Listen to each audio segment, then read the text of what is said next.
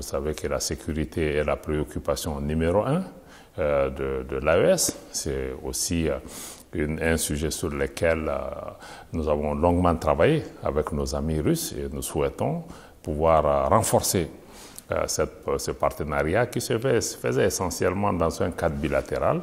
Nous voudrions, à travers ces consultations, élever le partenariat, reconfigurer ça dans le cadre confédéral pour pouvoir voir comment travailler ensemble, à accompagner les efforts en cours de nos États qui ont déjà investi des ressources importantes pour d'abord bâtir des capacités humaines, mais aussi acquérir des équipements pour pouvoir lutter plus efficacement contre le terrorisme.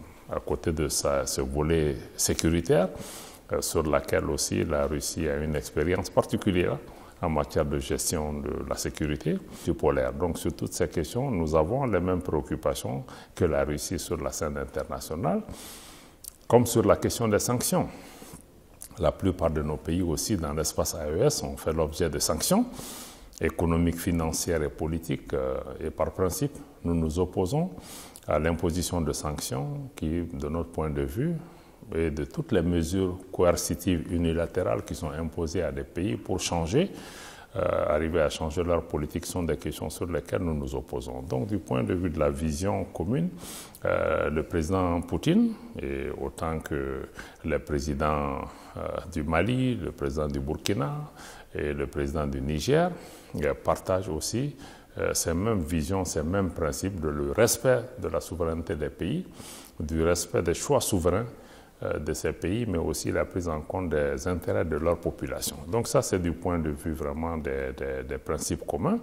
Et ces échanges nous ont permis aussi de pouvoir convenir avec la Russie des principes d'un partenariat stratégique renouvelé. Ce qui est important dans notre relation avec la Russie, c'est que nous avons la même compréhension et la même définition de la menace et de l'ennemi que nous combattons.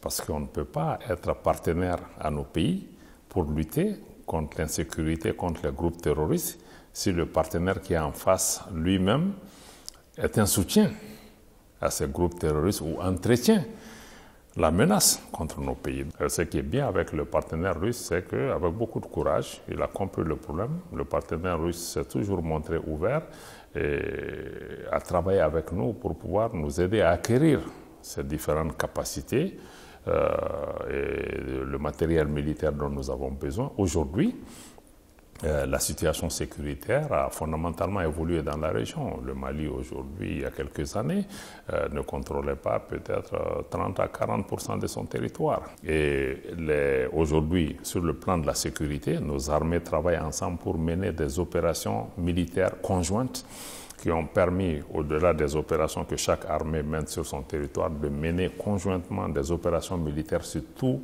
l'espace territorial de la Confédération des États du Sahel, avec comme objectif d'arriver à mettre en place une force unifiée, qui est en fait une mutualisation de l'ensemble des capacités militaires de nos pays pour faire face à la lutte contre le terrorisme, à toute forme de menace et d'agression.